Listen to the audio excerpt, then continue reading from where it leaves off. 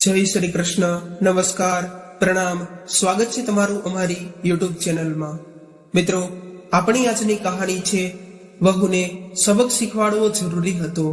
આ કહાની વૃદ્ધ મા બાપની સાથે બનેલી વાસ્તવિકતાને દર્શાવતી ખૂબ જ પ્રેરણાદાયક કહાની બનવાની છે। તેથી મારી તમને વિનંતી છે તો આ કહાનીને અંત સુધી ધ્યાનથી સાંભળજો અને જો પસંદ આવે તો વિડીયોને લાઈક તેમજ તમારા અન્ય મિત્રો સાથે શેર કરજો। અને આવી જ કહાની સાંભળવા માંગતા હોય અને હજુ સુધી આ ચેનલને સબસ્ક્રાઇબ ન કરી હોય તો આ ચેનલને સબસ્ક્રાઇબ જરૂરથી કરી લેજો અને કોમેન્ટ બોક્સમાં સાચી શ્રદ્ધાથી હર હર મહાદેવ જરૂરથી લખી દેજો, જેથી ભગવાન ભોલેનાથની કૃપા આપણા સૌ પર નિરંતર બની રહે। તો મિત્રો, તમારો ઝાઝો સમય ન લેતા ચાલો શરૂ કરીએ આજની કહાની। આજે દિલીપ કામ પરથી ઘરે પરત આવ્યો ત્યારે તેના માતા પિતાને આવી હાલતમાં જોઈને તેના પગ નીચેથી જમીન સરકી ગઈ। જ્યારે તેમની પત્ની કાવ્યા કીટી પાર્ટીમાંથી ઘરે પરત આવી ત્યારે દિલીપે તેના ગાલ પર જોરદાર તમાચો માર્યો અને કહ્યું, તારી હિંમત કેવી રીતે થઈ મારી મા બાપુજી સાથે આવું વર્તન કરવાની? આ ઘર તારી પહેલા મારી મા અને બાપુજીનું હતું, તું કોઈ દહેજ તરીકે નથી લાવી। દિલીપ કાવ્યાને બૂમ પાડી અને બોલ્યો, હું ઘણા સમયથી તારી આ ગેરવર્તણૂક સહન કરતો હતો, કારણ કે મેં એવું વિચાર્યું હતું કે થોડા દિવસોમાં તું મારા માતા પિતા સાથે એડજસ્ટ થઈ જઈશ અને તારા પોતાના માતા પિતાની જેમ તેમને પ્રેમ અને સન્માન કરવા લાગીશ, કારણ કે દરેક સંબંધમાં થોડો સમય જરૂર છે અને તે તો મારા ગયા પછી મારી મા અને બાપુજીની હાલત નોકર કરતા પર વધારે ખરાબ કરી દીધી અને તે તેમની પાસે એક એક પૈસાનો હિસાબ માંગ્યો। તે એમનું આટલું અપમાન કર્યું। કાવ્યા, તું મારી એક વાત કાન ખુલ્લા રાખીને સાંભળી લે, તેઓ આ ઘરના તેમના પુત્રની કમાણી ખાય છે, તારા પપ્પાનો નહીં। હવે જલ્દીથી તારો સામાન પેક કર અને આ ઘરમાંથી ચાલતી પડ। દિલીપે ગુસ્સામાં ગર્જના કરીને કાવ્યને કહ્યું અને હાથ જોડીને તેની માતા પિતાને માફી માંગવા લાગ્યો। ખરેખર ગીતાજી અને મગનજી પહેલા તેમના ગામમાં રહેતા હતા। એક દિવસ ગીતાજીની તબિયત એટલી બગડી ગઈ હતી કે તેને હોસ્પિટલમાં દાખલ કરવા પડ્યા। હોસ્પિટલમાં ડોક્ટરે તપાસ કર્યા બાદ જાણવા મળ્યું કે તેને હાર્ટ એટેક આવ્યો હતો। હોસ્પિટલમાં તેમનો ઈલાજ કરવામાં ઝાઝો ખર્ચ આવે તેમ હતો અને મગનજી પાસે પત્નીની સારવાર કરાવવા માટે પૂરતા પૈસા ન હતા। તેથી તેમણે તેમના પુત્ર દિલીપને ફોન કરીને કહ્યું, દીકરા દિલીપ, તારી માતાની તબિયત ખૂબ જ ખરાબ થઈ ગઈ છે, તેમને હાર્ટ એટેક આવ્યો છે અને હોસ્પિટલમાં દાખલ છે। આ સાંભળીને દિલીપ સ્તબ્ધ થઈ રહ્યો અને તે ભાવુક થઈ ગયો અને બોલ્યો, પપ્પા, આ બધું કેવી રીતે થયું અને તમે મને પહેલા કેમ ન કહ્યું? દીકરા, આજે સવારે જ તારી માતાને શ્વાસ લેવામાં તકલીફ થવા લાગી હતી, તેથી તેમને હોસ્પિટલમાં લઈ જઈને તપાસ કરાવી ત્યારે ખબર પડી કે તેને હાર્ટ એટેક આવ્યો છે। ડોક્ટરે પૂરા 3 લાખ રૂપિયાનો ખર્ચ બતાવ્યો છે। દીકરા, તને અહીંયા આવવાની તસ્દી ન લેશે, બની શકે તો થોડા પૈસા મોકલી આપો। આટલું કહીને મગનજીનું ગળું દબાઈ ગયું। પિતાજી, તમે શું વાત કરો છો? તમે આ સમયે ત્યાં એકલા છો અને હું અહીં। પપ્પા, તમે ડોક્ટર પાસે જઈને તેમને કહો કે મારી માતાની સારવાર શરૂ કરે। હું શક્ય તેટલી વહેલી તકે ત્યાં પહોંચું છું અને તમે જરાય ચિંતા ન કરશો, નહીં મારી માતા સંપૂર્ણ રીતે ઠીક થઈ જશે। આ સમયે દિલીપ તુરંત તેના ઘરે પહોંચ્યો અને તેની પત્ની કાવ્યાને કહ્યું, તમારે જલ્દી મા બાપુજી પાસે પહોંચવું છે। તો કાવ્યાએ કહ્યું, અરે અરે, શું થઈ ગયું?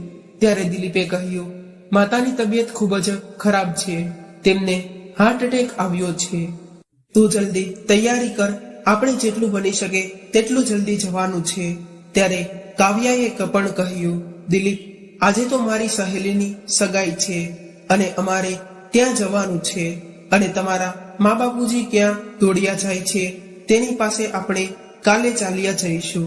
આજે અમારે સગાઈની પાર્ટીમાં જવું ખૂબ જ જરૂરી છે અને તમારે તમારી માતા વિશે ચિંતા કરવાની કોઈ જરૂર નથી. વૃદ્ધાવસ્થામાં તો આવા રોગો થતા રહે છે.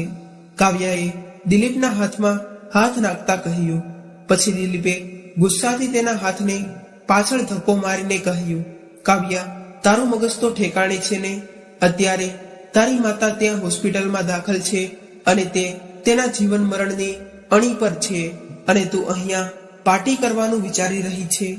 જો તારે ન જવું હોય તો ના જા, પણ હું મારા માતા પિતાને આ હાલતમાં એકલા નહીં છોડી શકું. દિલીપ તરત જ ફ્લાઇટ પકડીને ત્યાંથી નીકળી ગયો અને સીધો જ હોસ્પિટલે પહોંચ્યો. પત્નીની ચિંતા કરતા મગનજીએ તેના દીકરાને જોઈને થોડી હિંમત આવી અને તરત જ તેને ગળે લગાડીને રડવા લાગ્યા અને તેણે કહ્યું, દીકરા, તારી માતાની હાલત તો ગઈકાલ સુધી એકદમ ઠીક હતી અને આજે તે બેભાન અવસ્થામાં પડેલી છે. પિતાજી, તમે ચિંતા કરશો નહીં. હવે તો હું આવી ગયો છું ને.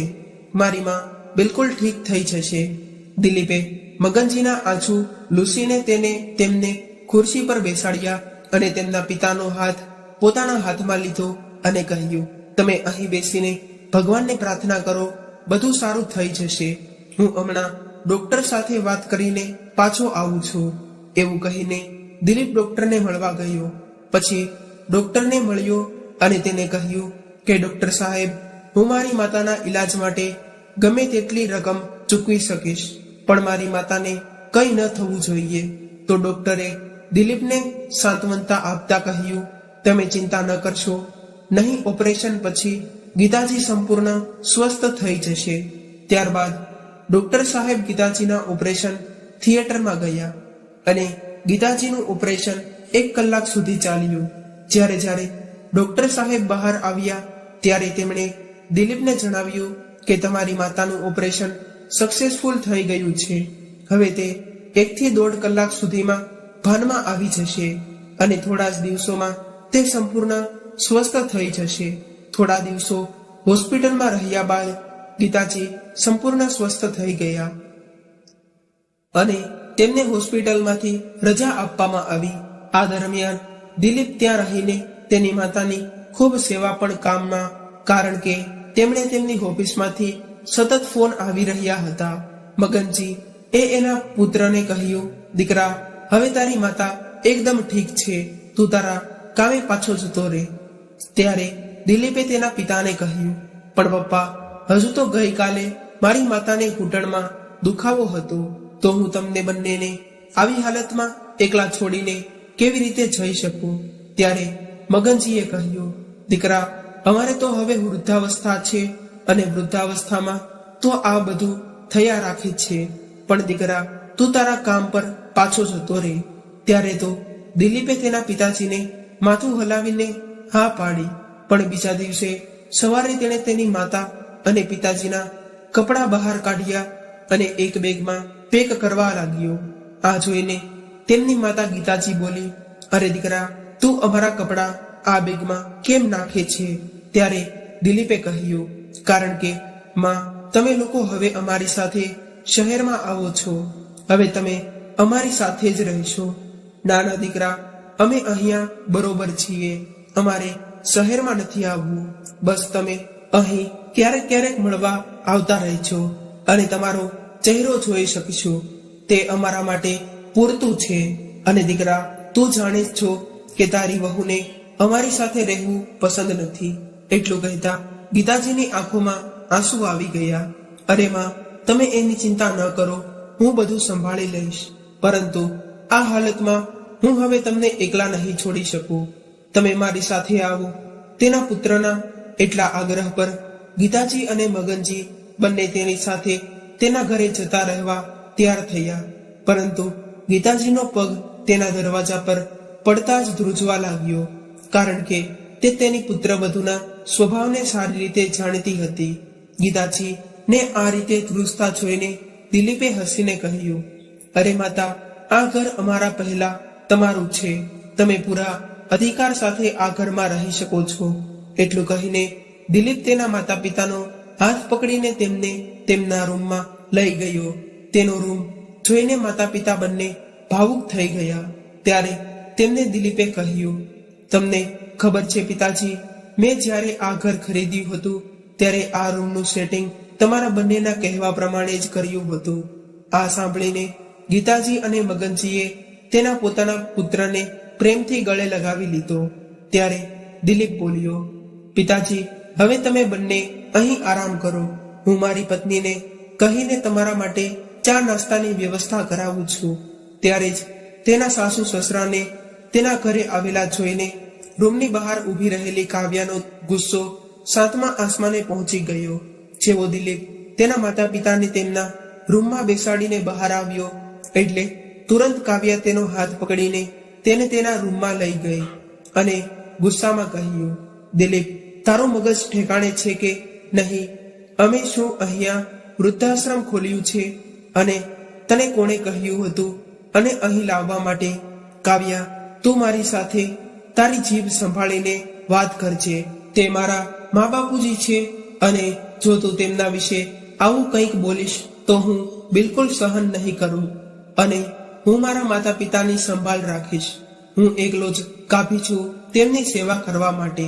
પણ તું એક વાતનું ધ્યાન રાખજે કે તમારા કારણે મારા માતા પિતાને કોઈ તકલીફ ન થવી જોઈએ, નહીં તો મારા કરતા ખરાબ કોઈ નહીં હોય. આટલું કહીને દિલીપ રસોડામાં ગયો અને બીજા દિવસે તેણે એક નોકરાણીને તેમના માતા પિતાનું ધ્યાન રાખવા માટે રાખી.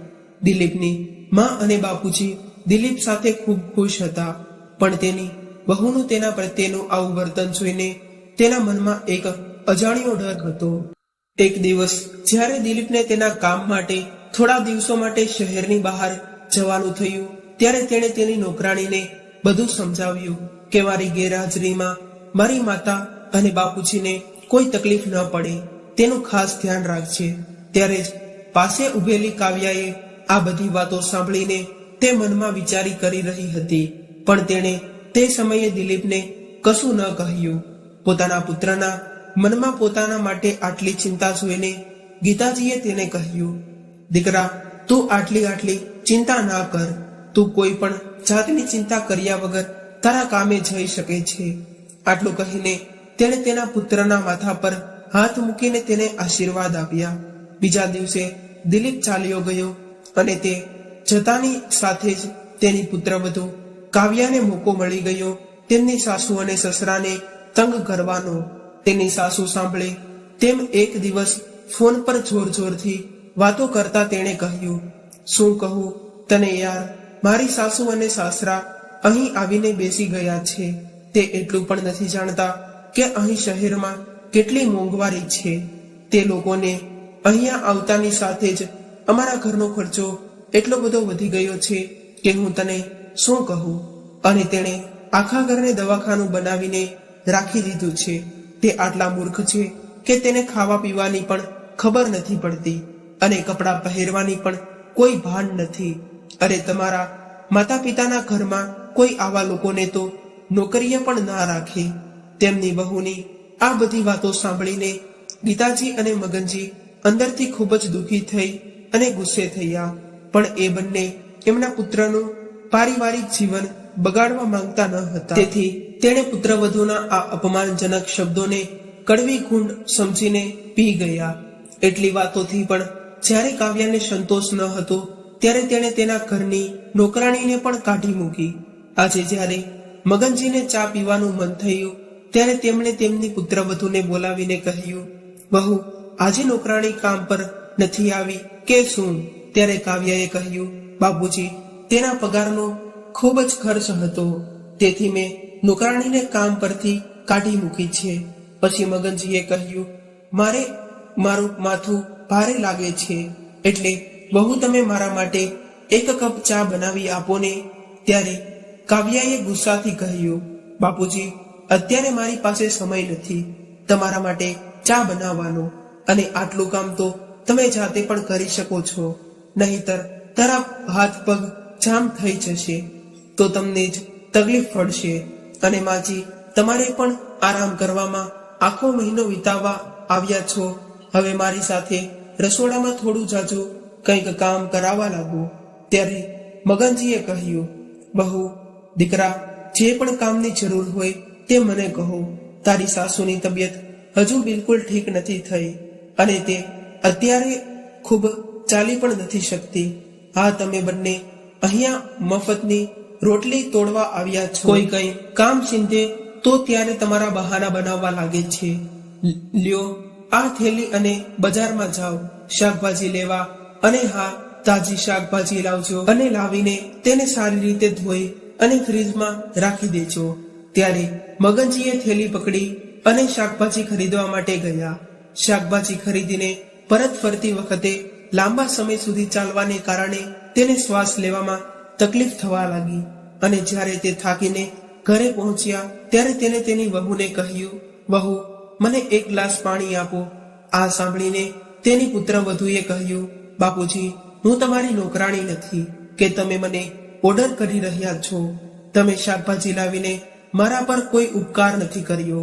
તમે અહીં રહેશો તો તમારે કામ તો કરવું જ પડશે અને તમારે જે જોઈએ તે તમારા હાથે લઈ લ્યો. આટલું કહીને કાવ્યાએ નાસ્તો લીધો અને રૂમમાં ચાલી ગઈ. મગનજી આ બધી વાતો સાંભળીને આશ્ચર્યચકિત થઈ ગયા અને હવે તેમને સમજાઈ રહ્યું હતું કે આ ઘરમાં તેમની કોઈ જગ્યા નથી. તે પોતે લડથાતા પગલાએ સાથે રસોડામાં ગયા અને પાણીનો ગ્લાસ પીધો. પછી તેમના રૂમમાં જ તે સૂઈ ગયા.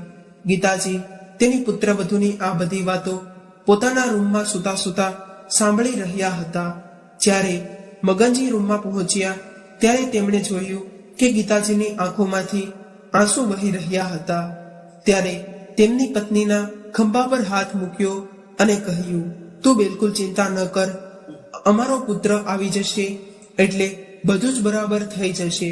તે આપણી સાથે હશે, પછી આપણે ચિંતા કરવાની કોઈ જરૂર નથી. ગીતાજીથી હજી પણ કામ થઈ શકતું ન હતું. હાથ પગ અને સાંધામાં ખૂબ જ દુખાવો થતો હતો. આજે બપોર થવા આવ્યા હતા પણ મગનજી અને ગીતાજીએ હજુ સુધી નાસ્તો નહોતો કર્યો અને જ્યારે રસોડામાં જોઈને જોયું તો તેમની પુત્રવધુએ ખાવાનું પણ બનાવ્યું ન હતું. ત્યારે મગનજીએ જાતે જ પોતાના માટે અને પોતાની પત્ની માટે ભોજન બનાવ્યું અને તેની રૂમમાં જઈને તેમની પત્નીને ખવડાવ્યું.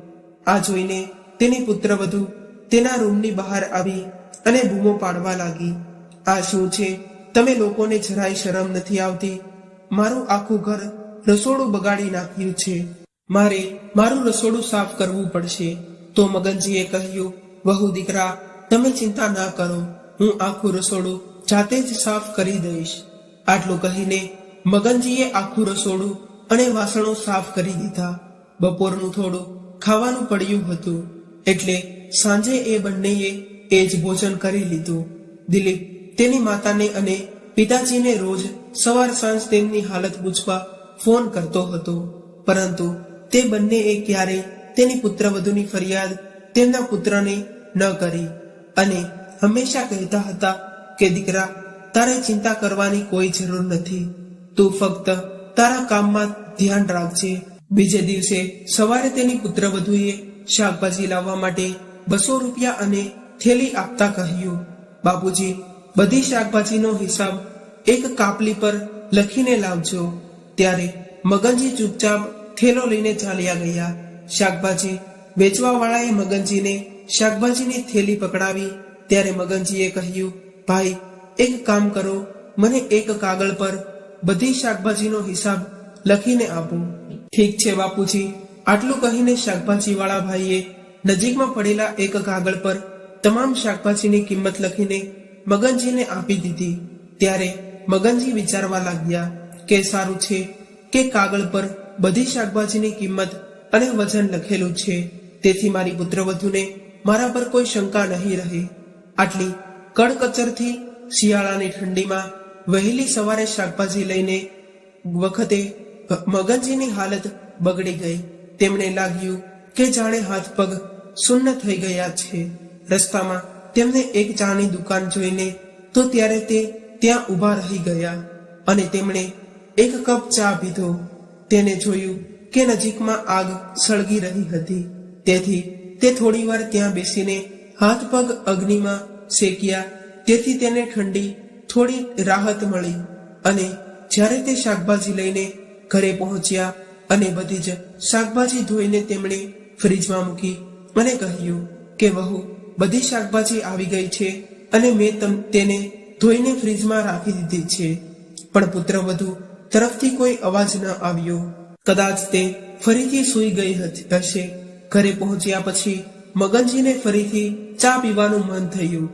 તેથી તેઓએ તેમની માટે અને પોતાની પત્ની માટે ચા બનાવી અને તેમના રૂમમાં ગયા. જ્યારે તેમને ચા પહેલી ચૂસકી લીધી જ હતી, ત્યારે તેમની પુત્રવધુ કાવ્યા જોર જોરથી બૂમો પાડવા લાગી અને આખું ઘર ઊંચું લીધું. અને ખબર હતી તમને આ ઉંમરે ચોરી કરતા શરમ ન આવી? મેં શાકભાજી લેવા જે પૈસા આપ્યા હતા તેમાંથી 10 રૂપિયા વધ્યા હતા, તે ક્યાં ગયા? ત્યારે મગનજીએ કહ્યું, ના વહુ, હું વહેલી સવારે શાકભાજી ખરીદવા ગયો હતો, તેથી ઠંડીને કારણે મારા હાથ પગ ઠંડા પડી ગયા હતા. તેથી મેં તે 10 રૂપિયાની ચા રસ્તામાં એક ચાની દુકાન પર ચા પીધી હતી. આ તમે ચા ઘરે આવીને નહોતા પી શકતા? તમારે ત્યાં દુકાન પર ચા પીવાની શું જરૂર હતી? એક તો તેના પુત્રને આ બંનેને લાવીને મારા માથા પર બેસાડ્યા છે અને તે પોતે ગાયબ થઈ ગયા છે. અને આ બંનેએ જે લોકો છે જેઓ મને મારા નાકમાં દમ લાવી રહ્યા છે. પુત્રવધુની મરચા કરતા પણ વધુ તીખી વાતો સાંભળીને મગનજી હેરાન રહી ગયા. અને એક ક્ષણે તેમના મનમાં આવ્યું કે હું વહુને કહી દઉં કે વહુ, મેં માત્ર 10 રૂપિયાની ચા પીધી છે, એમાં આટલી બૂમો પાડવાનું શું કારણ છે? પણ પછી તેણે તેના દીકરાના ખાતર વધુ ચૂપચાપ રહેવાનું સહન કર્યું. હવે તો મગનજી દરરોજ તેની અને પોતાની પત્ની માટે ચા, નાસ્તો અને ખાવાનું જાતે જ બનાવવાનું શરૂ કર્યું અને રસોડામાં વાસણો પણ જાતે જ સાફ કર્યા. એક દિવસ કાવ્યાની સહેલી તેને મળવા માટે તેના ઘરે આવી હતી. ત્યારે મગનજી તેની પત્ની ગીતાજી માટે દાળ બનાવી રહ્યા હતા. ત્યારે કાવ્યા હસવા લાગી અને તેણે કહ્યું, અરે ડિમ્પલ, તું કેમ આવી? મને બોલાવી લેતી હતી ને હું ખુદ આવી જાત અને તને મળવા માટે, કેમ કે હું તારા ઘરે તને મળવા માટે ન આવી શકું. અરે નહીં, એવી વાત નથી. ચાલો ઠીક છે, તું મારા રૂમમાં જા, ત્યાં બેસીને વાતો કરીએ. કાવ્યા ઝડપથી તેની સહેલીનો હાથ પકડીને તેના રૂમમાં લઈ ગઈ, જેથી તેની નજર તેના સસરા ઉપર ન પડે. બંને બેસીને એકબીજા સાથે વાતો કરી રહ્યા હતા. ત્યારે જ મગનજી ત્યાં આવ્યા. તેણે ત્યાં પહોંચીને કહ્યું, અરે વહુ, મને દાળનો મસાલો નથી મળી રહ્યો, તે ક્યાં છે તે શોધી શકતો નથી. આ સાંભળીને કાવ્યના હાવભાવ ઉડી ગયા અને તેણે ગુસ્સામાં કહ્યું, મેં તમને કેટલી વાર કહ્યું છે કે મારા રૂમમાં ન આવો. મારી પણ પોતાની અંગત જિંદગી છે. શું તમને આ વાત સમજવામાં નથી આવતી? હવે જાઓ અહીંયાથી. પછી તેની સહેલી ડિમ્પલે કાવ્યાને પૂછ્યું, આ વૃદ્ધ કોણ છે? મેં તેને તારા ઘરે પહેલા ક્યારે નથી જોયા. અરે એવું કંઈ નથી, તે અમારો નવો નોકર છે. તે હમણાં જ આવ્યો છે, તેથી તેને ખબર નથી કે કઈ સામગ્રી ક્યાં રાખવાની છે. તું તેમની વાત છોડી દે અને મારી વાત સાંભળ. જ્યારે મગનજીએ તેમની વહુના આ શબ્દો સાંભળ્યા ત્યારે તેને પોતાના કાન પર વિશ્વાસ ન આવ્યો. ત્યારે જ કાવ્યાએ પાછળથી અવાજ કર્યો, સાંભળો, મારા માટે અને મારી સહેલી માટે 2 કપ કોફી બનાવો.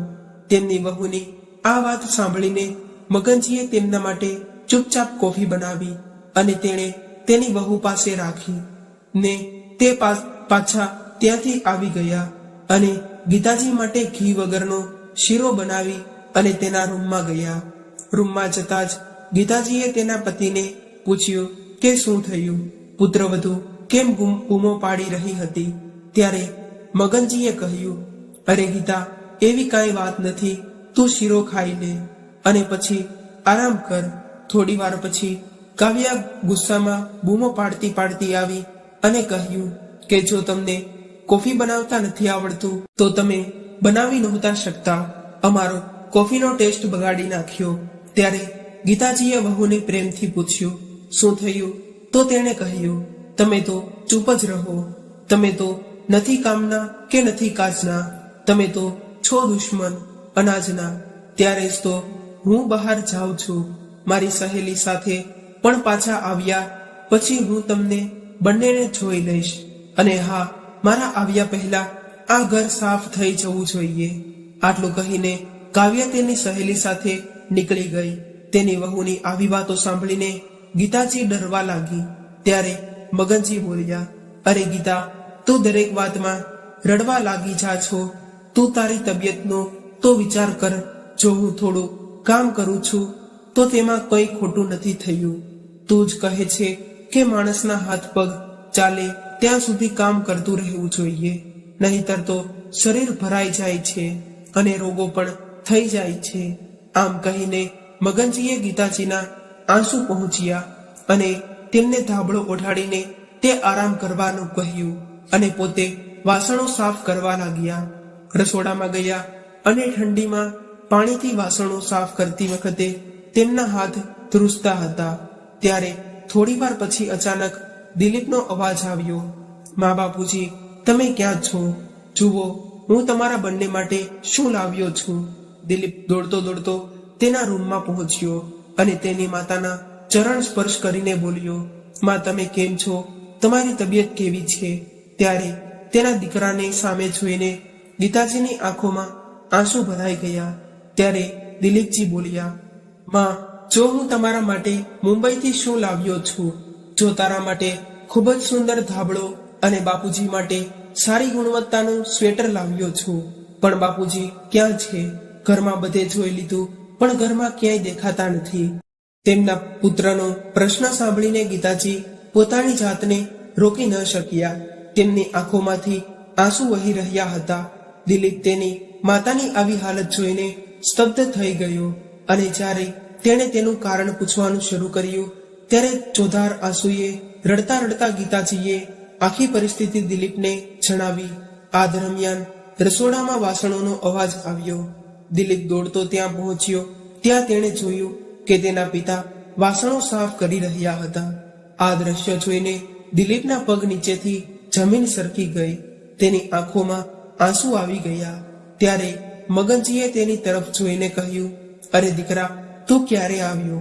બાપુજી, મારું કામ વહેલું પૂરું થઈ ગયું હતું એટલે વહેલો આવી ગયો, એમ કહીને તેમણે તેમના પગને સ્પર્શ કર્યો.